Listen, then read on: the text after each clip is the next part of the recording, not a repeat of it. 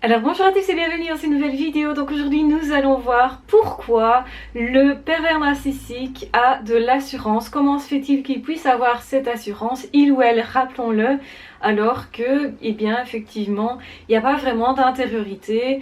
Donc je vais expliquer tout ça, c'est assez facile à expliquer mais je vais répondre à cette question que l'on m'a posée. Je remercie toutes les personnes qui passent leur temps à me poser des questions, effectivement, donc qui vont alimenter en fait la chaîne parce que justement moi du coup ça me fait des sujets aussi à explorer, à exploiter et donc ça nourrit aussi la réflexion. Donc si vous entendez un chat qui miaule, c'est normal, c'est Zoro qui joue avec sa souris.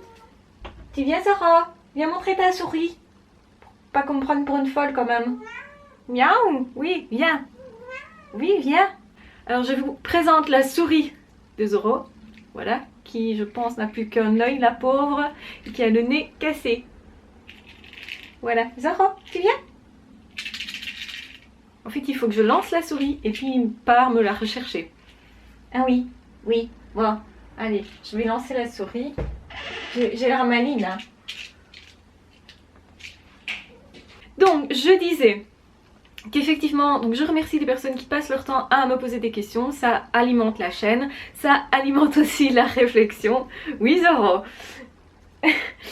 Et donc ici nous allons répondre à la question comment se fait-il que des pervers narcissiques, qu'ils soient hommes ou femmes, aient parfois vraiment de l'assurance. Alors je dis parfois, effectivement je nuance parce que on va dire bonjour, hein, salut Zoro, voilà, le joueur de souris, oui. Et ça c'est petite Lélou. Oh, fais des ronrons, mon belle. Donc, on reprend, si je peux dire. Donc, effectivement, ils n'ont pas de l'assurance tout le temps. Ce n'est pas permanent. Donc, c'est-à-dire que souvent, bien souvent, les premiers contacts, ils se montrent plutôt comme des oiseaux blessés, plutôt comme des personnes qui n'ont pas d'assurance, plutôt comme des personnes qui sont un peu timides, un peu réservées. Et tout ça est fin, effectivement. Donc, ce sont des personnes qui, réellement, au fond d'eux-mêmes, ne sont pas si rassurées que ça.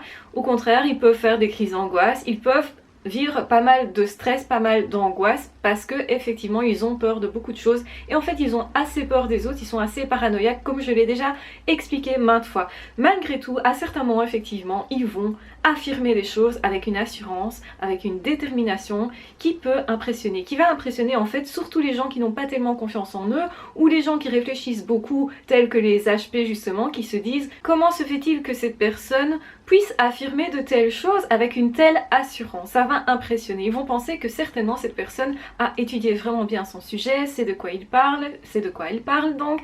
Et ce qui se passe, c'est que forcément on doit suivre cette personne puisque cette personne a l'air de tellement bien savoir. Donc ça va impressionner ces personnes-là, les personnes qui sont très intellectuelles parce que justement ces personnes-là vont voir les failles de leur propre raisonnement et se dire moi je sais pas exactement où je vais parce que tout n'est pas net à 100%, on a toujours des doutes et donc j'ai fait une vidéo et je vous mettrai la vidéo en barre d'infos comme quoi c'est vraiment intéressant de voir qu'effectivement même les personnes qui ont l'air d'avoir confiance en elles ont souvent des doutes et donc du coup quand vous rencontrez quelqu'un qui a l'air d'affirmer des choses comme ça, qui a l'air d'avoir tellement confiance, et bien vous aurez tendance plus facilement à le suivre. En réalité ça fait partie des manœuvres de manipulation, c'est comme ça que procède, donc c'est vraiment procédural, c'est vraiment une apparence, hein. Donc le pervers narcissique, la perverse narcissique n'ont pas si confiance que ça en ce qu'ils disent et d'ailleurs ils peuvent même changer d'opinion du jour au lendemain, en fonction des personnes, même d'une heure à l'autre. Et donc ça c'est assez déroutant. En fait ce qui se passe c'est que par rapport à la personne ils vont s'adapter. Ils vont adapter leur discours et ils vont en fait présenter des apparences pour motiver l'autre à faire des choses qu'ils veulent les voir faire. Donc autrement dit, c'est pas une assurance, je sais ça et c'est comme ça parce que je l'ai étudié, parce que je sais de quoi je parle, parce que ça fait X temps que j'ai observé ça chez X nombre de personnes, etc. Ce n'est pas ça du tout, c'est plutôt une personne qui va vous affirmer des choses, mais en réalité n'en sait rien. Ce sont des personnes qui vont prêcher, si vous voulez, quelque chose pour voir un petit peu votre réaction, pour voir aussi si ça fait écho chez vous, si on peut vous manipuler, si on peut vous retourner le cerveau, etc. Et donc ces personnes-là vont utiliser ça pour vous faire croire que vous ne savez rien, donc pour vous faire sentir aussi que vous êtes soi-disant minable de douter, que vos doutes ne sont pas normaux, alors qu'en fait douter c'est tout à fait normal, comme je le répète, donc je mettrai la vidéo à ce sujet en barre d'infos. Nous avons tous des doutes, c'est tout à fait normal, nous avons tous aussi des failles de raisonnement, donc des choses dans lesquelles on n'est pas sûr de soi, ou des trucs qu'on aurait éventuellement déformés, oubliés au niveau de la mémoire, etc. C'est tout à fait normal, et en tant qu'être humain, n'oublions pas que nous sommes observateurs d'un événement, nous n'allons pas nécessairement le voir de la même manière en fonction des gens qui observent, donc en fonction de notre histoire, en fonction de notre interprétation, en fonction certainement aussi de nos sens. Et effectivement, certaines personnes vont être plus alertes, faire plus attention. Quand vous faites plus attention à quelque chose, vous allez voir des choses que vous n'auriez pas vues nécessairement si vous n'aviez pas fait attention. Quand vous êtes par exemple, pour prendre un exemple concret, si vous êtes amoureux de quelqu'un, bah forcément vous allez voir tout ce qui se passe autour de cette personne, vous allez remarquer quels sont les copains, les copines de cette personne, vous allez vraiment regarder l'ensemble de ce que cette personne vous envoie comme signaux, alors qu'une autre personne qui n'en a rien à fiche de cette personne-là ne va pas nécessairement voir. Tout ça va effectivement interpréter les choses. En fait, on interprète les choses aussi en fonction de nos préoccupations. Donc, vous le savez tous, quand vous venez d'acheter une super voiture rouge de telle marque, vous allez en voir partout. Pourquoi? Parce que en fait vous venez d'acheter ça, donc vous vous focalisez là-dessus. Du coup vous vous dites mais en fait il y en a partout, je pensais qu'il y avait que moi qui avait une telle voiture et en fait non, pas du tout. Donc ce qui change, c'est simplement que vous avez mis votre focus, votre attention sur quelque chose d'autre. Et les pervers narcissiques vont faire tout pour que vous ayez une attention qui soit orientée vers ce qu'ils veulent. Donc c'est-à-dire en affirmant des choses comme ça aussi, ces personnes vont vous montrer vos failles, va vous montrer vos prétendues erreurs, va vous dire mais non tu ne sais rien, moi je sais tout. Ce sont des phrases qui peuvent vous dire telles quelles et ils vont aussi vous faire passer ce message là d'une autre manière, c'est-à-dire en vous montrant que soi-disant ils savent, qu'ils peuvent vous guider, qu'ils ont réussi soi-disant telle ou telle chose, et souvent c'est que du vent, hein. Donc attention, ce sont des personnes qui mentent beaucoup, mais ils mentent avec une telle assurance qu'on ne comprend pas que c'est un mensonge. Et généralement justement le mensonge est tellement gros qu'on se dit non, on peut pas tricher sur un truc aussi gros. La plupart des gens quand ils mentent effectivement sont plutôt hésitants, fouillent au niveau du regard, alors que eux en fait quand le pervers narcissique vous ment, généralement il vous fixe intensément parce que justement il essaye de décoder ce que vous êtes en train de vous dire, voir si effectivement ça fonctionne ou pas. Puisque leur but n'est pas vraiment de vous faire passer telle ou telle info, leur but c'est de vous manipuler, c'est de faire de vous ce qu'ils ou elles veulent, et donc du coup ils vont vous fixer à ce moment-là. C'est pas normal. Généralement la personne qui parle ne fixe pas l'autre, c'est plutôt la personne qui écoute qui va fixer, qui va justement essayer de capter le plus possible le message et donc tous les signaux qui sont autour aussi. Et donc quand vous mentez, effectivement vous pourriez avoir des tremblements, tout simplement aussi devenir tout rouge. En fait, on voit des signaux de stress. Chez les pervers narcissiques, leur discours est tellement rodé et généralement leurs arguments sont toujours les mêmes, sont même parfois des arguments qu'ils ont repêchés, enfin souvent des arguments qu'ils ont repêchés soit de chez vous, soit de chez d'autres personnes, et donc en fait ça paraît logique. Et tout ce qui paraît logique, on a tendance à le suivre du coup.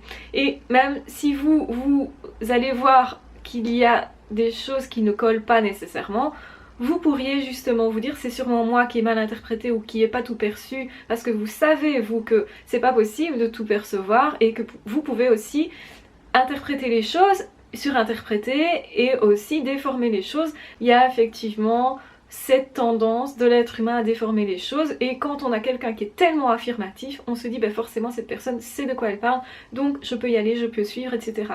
Donc ça convainc, ils vont présenter si vous voulez cette apparence d'assurance pour convaincre, et en fait ce n'est rien d'autre que de la manipulation, parce que derrière ça en réalité ils sont pas convaincus du tout des idées qu'ils avancent, ils sont pas du tout convaincus d'eux-mêmes non plus. Vous pourriez tout à fait les voir paniquer, complètement pris de panique dans certaines situations, donc effectivement, il y a aussi le fait que, oui, ils passent à l'action. Ce sont des personnes qui sont fortement dans l'action parce que très peu dans l'introspection, donc forcément les personnes qui sont très introverties ou les personnes qui justement réfléchissent beaucoup vont être beaucoup plus dans l'introversion et donc beaucoup moins peut-être dans l'action, ou vont peut-être avoir du mal à passer à l'action. Ils peuvent du coup valoriser le fait que l'autre arrive à passer à l'action. Ça peut donner l'impression que l'autre sait ce qu'il fait et que l'autre a une certaine assurance. Mais effectivement ce qui se passe ici, c'est que le pervers narcissique va utiliser aussi ce manque de confiance en vous qu'il a repéré. Donc vous aurez beaucoup plus du coup d'impact si vous êtes bloqué au niveau de l'action et que vous avez une personne en face qui a vraiment une capacité d'action. En réalité, cette capacité d'action n'est pas du tout choisie. Rappelons que les pervers narcissiques sont vraiment dans un état de mal-être et ils sont obligés de bouger si vous voulez. Il y a un état d'urgence, une obligation de chercher toujours à se rattacher à l'autre, une obligation du coup de parler avec des gens, une obligation du coup de passer dans l'action, de faire des choses pour se raccrocher, pour se rattacher, pour ne pas sombrer en fait. C'est vraiment comme quelqu'un qui est au bord du précipice et qui doit absolument se rattacher, donc ils n'ont pas le choix. Du coup ça les pousse à l'action et du coup on peut se dire, nous quand on est plus ou moins mal à l'aise, moi j'ose pas trop bouger parce que quelque part c'est confortable et pas assez inconfortable pour que je bouge. On ne sait pas trop bien si on va se mettre à l'action ou pas et donc on peut face à ce type de personnalité se dire waouh, cette personne passe à l'action, c'est que c'est une personne qui a trouvé sa voie, c'est que c'est une personne qui est en accord avec elle-même, etc. Et donc on aura tendance effectivement à être admiratif, surtout si nous on a ce problème des personnes qui passent à l'action. Attention qu'il y a beaucoup de personnes qui vont passer à l'action qui sont pas du tout pervers narcissiques, je pense que ça va de soi. Surtout ne surinterprétez jamais ce que je vous donne. Pour qualifier quelqu'un de pervers narcissique, il faut que cette personne corresponde à l'ensemble des vidéos que j'ai faites et pas juste au gestuel ou pas juste au fait de passer à l'action justement. Parce que effectivement, beaucoup de personnes quand ils ont trouvé leur voie, ils vont passer à l'action parce que ça les motive, parce qu'ils ont un challenge, parce qu'ils ont des défis, etc. Et en fait, ce sont des personnes qui se sont trouvées effectivement, mais qui sont peut-être pas aussi arrogants que les pervers narcissiques, généralement pas. Hein. Parce que quand il y a une arrogance, c'est qu'il y a peut-être un manque de confiance, c'est qu'il y a peut-être autre chose derrière. Quand on a absolument besoin de convaincre, c'est qu'on n'est peut-être pas si convaincu nous-mêmes de ce qu'on fait. Et donc ça pose effectivement une question qui est mais qu'est-ce qu'il y a derrière, et toujours se poser cette question, c'est un bon guide en tout cas pour se dire mais est-ce que c'est une personne qui a vraiment de l'assurance, qui sait ce qu'elle dit, qui a étayé ses théories, etc., qui a rencontré X personnes. Le pervers narcissique, lui, c'est plutôt quelqu'un qui va être soi-disant rassurant, parce que c'est vrai que quelque part ils ont un côté hyper rassurant pour qu'on les suive, pour qu'on leur fasse confiance. Ils font tout pour justement attirer cette confiance et c'est ça aussi qui va mettre en place la manipulation, c'est l'attitude de séduction de départ. Dans cette attitude là ils peuvent présenter une assurance aussi où ils vont se placer comme des bons chevaliers aidants, comme des personnes qui vont vraiment vous aider dans la vie ou vous valoriser en tant qu'homme. Je pense aux femmes qui par exemple vont tout faire pour vous valoriser physiquement, vous dire que vous êtes le plus beau, le plus merveilleux, etc. Vous avez une force physique incroyable, etc. etc. Enfin bref, et aussi valoriser votre travail, ce que vous faites, toujours aller dans votre sens, en fait pour vous donner confiance.